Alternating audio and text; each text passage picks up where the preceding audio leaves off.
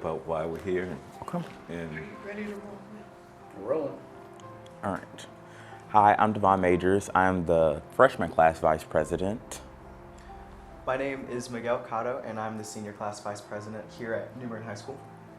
And we feel like it was important to have mayor candidate Toussaint Sumners here to basically get him like a basic concept of us like being involved in the community as youth and how to get kids that's not ready to go into the college ready for the workforce straight away. okay. Well, thank you guys for inviting me. And what type of questions do you have for me today? So some of our questions are basically like economical and stuff about the future and stuff like that, and basically getting youth involved in New Bern. Okay. And the first part of it was the economy, is what you said? That's what I meant. Oh, okay. Yeah. Well, let's talk about youth involvement first. If you followed my campaign at all, you would see that my theme, the crust of my campaign, is on community involved government, and community involved government is just that, everyone involved, and that means seniors, middle aged, civic organizations, everyone involved in our government. And I think, as I have been going around the city, that one missing piece has been our youth. And I'm kind of perplexed as to why our youth aren't more involved. And I'm very excited that you guys have reached out to see how. So I guess the first thing I should say, there's no limit into what you can do. That you have already gone to some board meetings in terms of the commissioners. Well, you know, the city also has board meetings, and they're every second and fourth Tuesday. Sometimes we see Boy Scouts there. Very rare do we see anybody who identifies themselves from the high school or any place like that. But get involved in your government. I'm sure you probably heard about the Union Point issue, where they were going to sell part of Union Point, and how the community got all excited. I can't even recall any youth even being involved in that.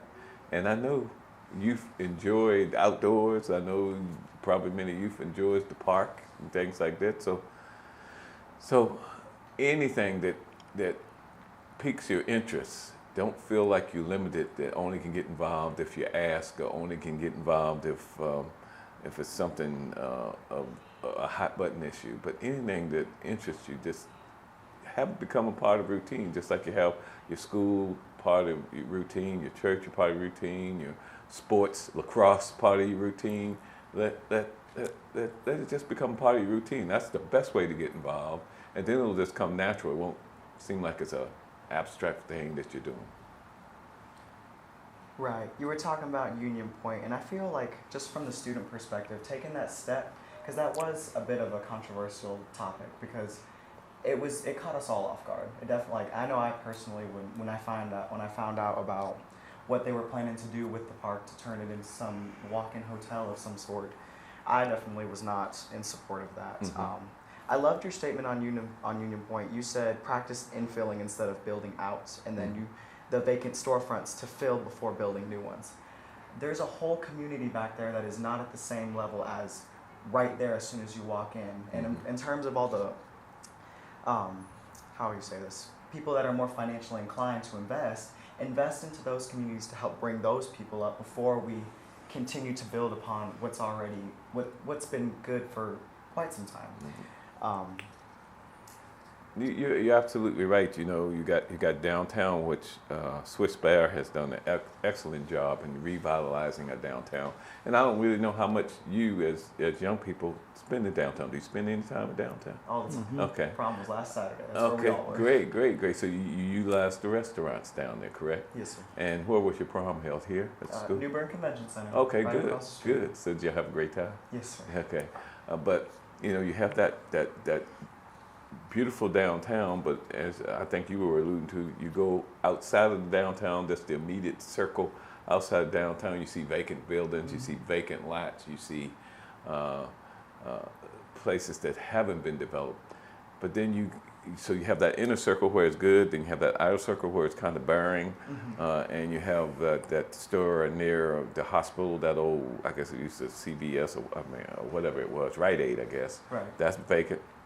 And then you go out further and you got the Harris Teeter lot, and you got Carolina Color. So we do have pockets in our city that really needs to be infilled. And before we continue expanding out in our boundaries, we do need to, what can we do to bring those little core pockets of I'll call it blight for less better term, up to standard.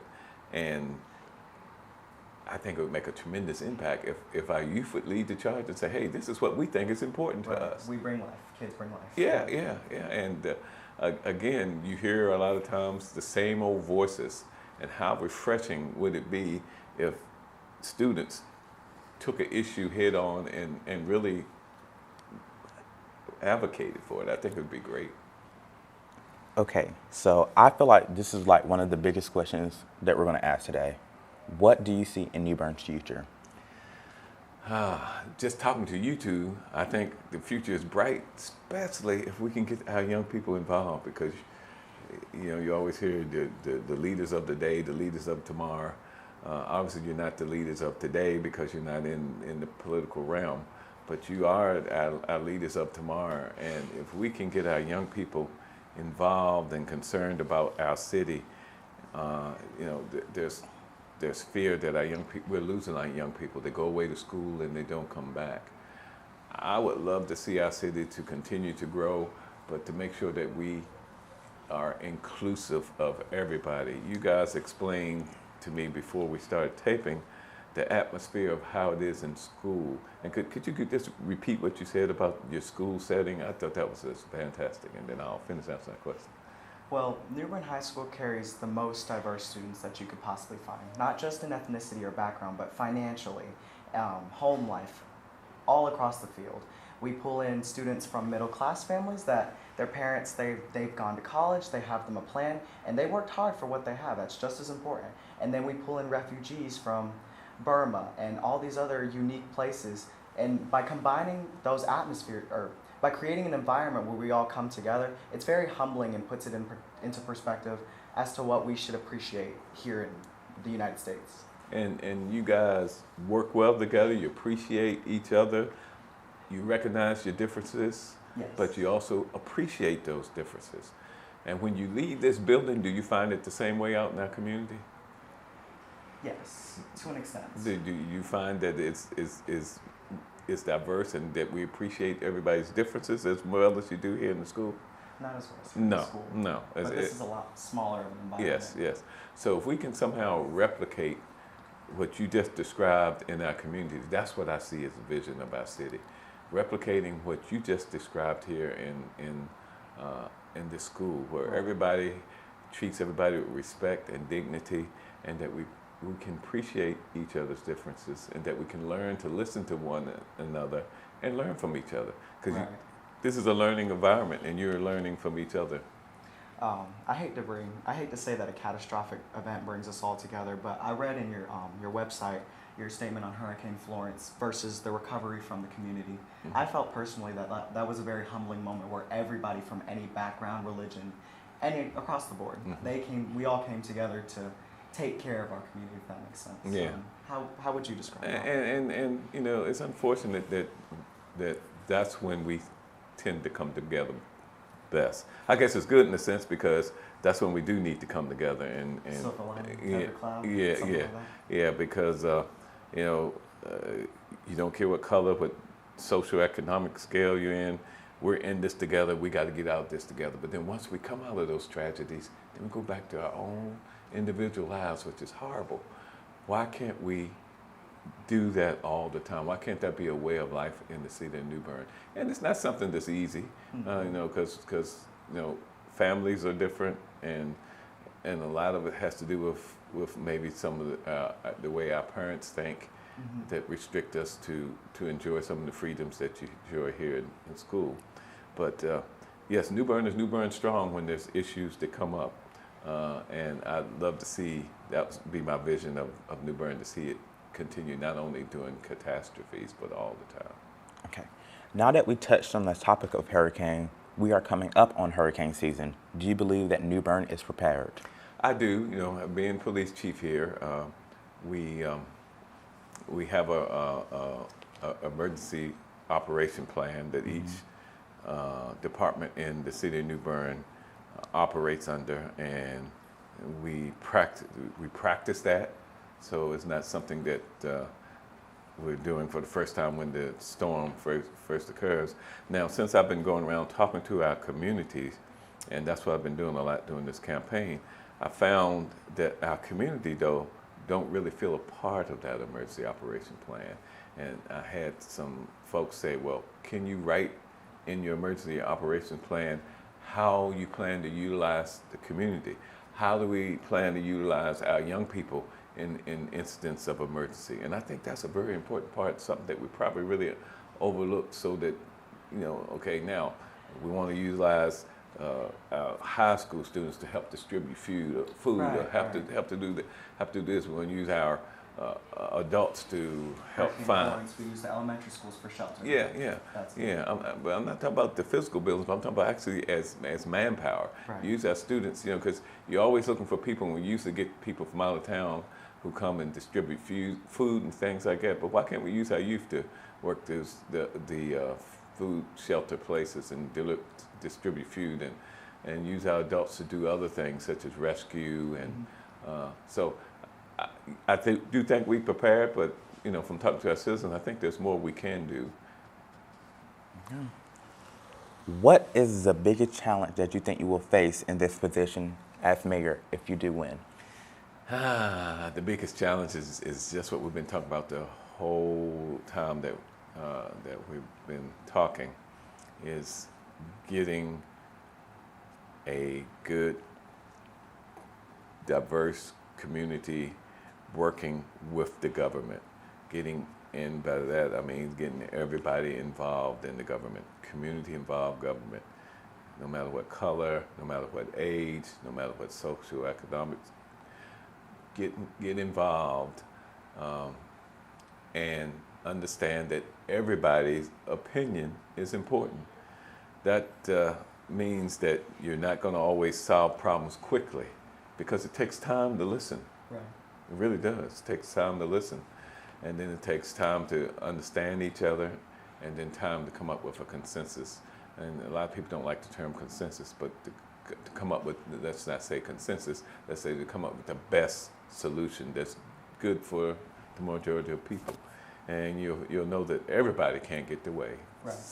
And you shouldn't look at it when you don't get your way that you lost, but you should look at it that, well, I contributed to the final solution. Right. So the biggest challenge will be, leading this city to a point where we appreciate everybody, and that we're all working toward a common goal of making the city the best city that we can have. I read your experience as the chief of police here, and it was a very humbling speech. You always referred back to your staff. That was what drove your success. Even in those times you had to make hard decisions because you were in the top leadership position, but your staff is what pulled you through. Even when you, as you say, you're not going to all agree all the time. How do you in what ways are you going to implement that system here? Well, as mayor? I realize as mayor, and I say this all the time, that I'm only going to be as strong as the people are supporting. You vote to get your mayor in office, but you shouldn't stop there and say, okay, now we elected you, you handle it. You need to continue to support, again, like I said previously, by getting involved. And no one person can know it all. Mm-hmm. But together we can come up with some great answers. And I hate to keep referring to my campaign trail, but just talking to people and seeing the talent that's out there and the ideas that are out there. I hope to do that, and that's what I basically did as police chief. I had a talented staff who had some excellent ideas, and basically all I had to do is give them the resources to go out and do it. And that's what I hope. This is your city. This is just as much your city as it is anyone else. And your ideas are important, and if you're willing to work to put your ideas into action, then I should support you there. And then as the city prospers and turns out to be the vision that everybody wants, then I will be saying the same thing. The reason I'm a good mayor is because of the people who supported me and the ideas that they presented. As you may know, our current mayor is not running for re-election. What do you think your time as mayor would be different from the last mayor? Well, everybody's different, and if I was to get into office and I did everything the same old way, then it really wouldn't be in the need of changing. I think our current mayor has done a fairly decent job. I know he's very personable. I know people really like him, and I hope that I can replicate that people really like me and that I'm personable. But on the same token, I hope to do things a little different. I may not appear to be as involved as he is, because he's a hands-on guy, and God bless him. But I have a little different philosophy in thinking that things should be accomplished at the lowest level possible. To eliminate bureaucracy as much as possible. You shouldn't always have to run to the mayor or the alderman to get things done. But staff is there for a reason. Go to staff and have staff get things done. And if for some reason staff don't get it done, then that's when you go to your alderman and your mayor. Of course, there's big issues, and I'm not suggesting for a moment that the buck don't stop at the mayor's office. It does. But it's kind of like when you go to Walmart or Target and you go to buy something and the clerk is nasty to you, it doesn't serve you like you think you ought to be served. What do? You ask for the manager, ask for the supervisor. And that's the same way that I plan on acting as mayor. Mm-hmm. So Devon took the initiative to get this meeting here today, and I feel he took a step outside of the box in terms of usually what we're familiar with is the Craven County Board of Education, which they're amazing, by the way. Mm-hmm. But he took that extra step towards the bigger picture in terms of mayor, government here in New Bern, or North Carolina as a whole. Mm-hmm. In your speeches, you wrote about common ground for all the communities to find versus division. Mm-hmm. What are some areas that you feel as young people could go ahead and take advantage of as described as common ground? That's probably a question for you, because if I had that answer, then it wouldn't be your idea, right? Right. I would certainly like to ask you guys what you think the common ground would be. What are some things that you guys think your government is missing? Do you have anything off the top of your head? And if you don't have anything off the top of your head, then that's, as leaders of your class, that's something you should start discussing with your classmates. Hey, I think we as a student body ought to get more involved in that government. What issues are important to you? Right. And then once you come up with what issues are important to you, then I, as the mayor or whoever's the mayor, need to listen. Right. And understand, and maybe those issues, maybe there's some confusion there, maybe you just don't understand, maybe some education is required for you to understand the issues more clearly, or maybe the government just haven't communicated what we're doing about those issues as clearly as we could. So